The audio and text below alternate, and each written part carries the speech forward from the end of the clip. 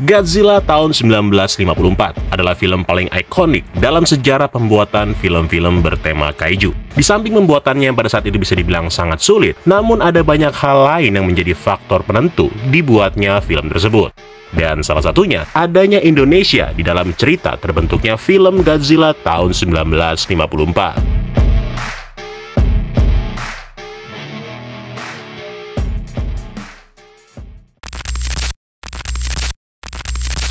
Perlu diketahui bahwa yang dimaksud Indonesia di sini tidak secara langsung memainkan peran, namun ada faktor ketidaksengajaan atau mungkin lebih tepatnya faktor takdir yang kemudian mengubah sejarah perfilman, khususnya Godzilla tahun 1954. Percaya atau enggak, Godzilla tahun 1954 muncul dari kegagalan sebuah proyek yang sama sekali berbeda yang pada waktu itu coba dikerjakan oleh Toho.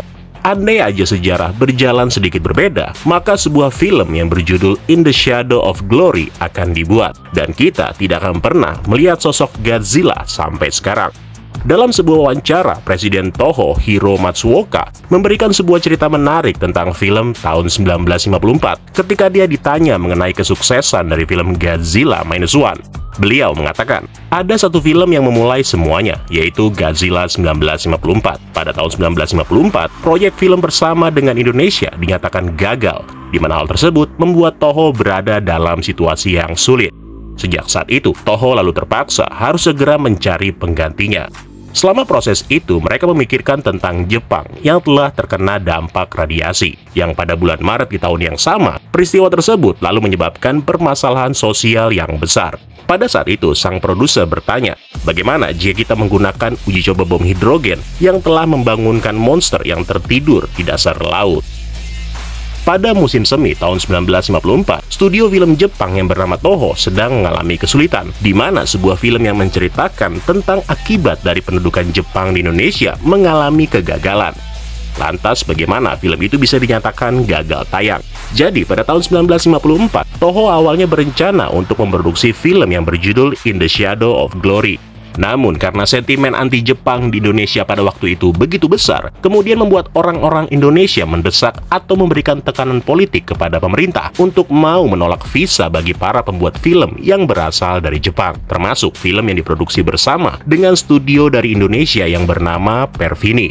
Film tersebut rencananya akan ditayangkan di Jakarta secara serempak, dan jika itu terjadi, maka film tersebut akan membuka pasar baru bagi film-film Jepang di sekitar wilayah Asia Tenggara. Bahkan sang produser Tomoyuki Tanaka sampai terbang ke Jakarta untuk mencoba bernegosiasi ulang dengan pemerintah Indonesia. Namun dia tetap nggak berhasil karena dampak dari penolakan yang sebegitu besarnya dari masyarakat Indonesia. Nah, karena film tersebut udah gagal, maka mau nggak mau Toho perlu segera mencari penggantinya. Beruntungnya, para produser di Toho pada waktu itu tidak perlu mencari jauh-jauh ide penggantinya, karena adanya berbagai peristiwa yang terjadi pada saat itu.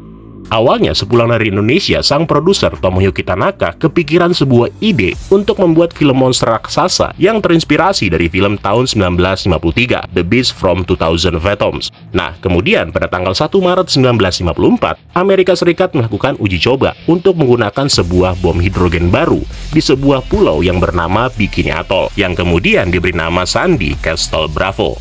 Namun uji coba tersebut ternyata gagal total. Sebuah ledakan besar terjadi yang di luar dugaan malah mengirimkan radiasi nuklir sejauh 100 mil melintasi wilayah Pasifik.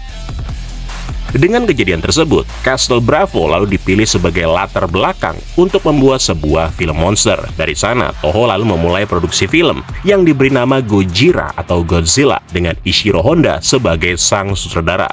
Untuk menemukan desain dan nama Godzilla aja, itu sebenarnya juga melalui banyak proses. Karena desain dan nama Godzilla nggak begitu aja ditemukan. Bahkan special effect mereka, Eiji Tsuburaya, atau si bapak pendiri franchise Ultraman ini, malah pernah memberikan ide untuk menjadikan sosok gurita raksasa sebagai karakter monster utamanya. By the way, gue nggak akan menjelaskan secara detail bagaimana Godzilla akhirnya terbentuk secara umum, karena udah pernah gue jelasin juga di awal-awal pembahasan tentang Godzilla. Dan kalian juga pastinya udah tahu ya kan? Nah, sejak perilisan film Godzilla, akhirnya film tersebut menjadi booming di negara asalnya, yaitu Jepang, pada tahun 1954, yang kemudian dinobatkan menjadi salah satu film fiksi ilmiah terbaik sepanjang masa.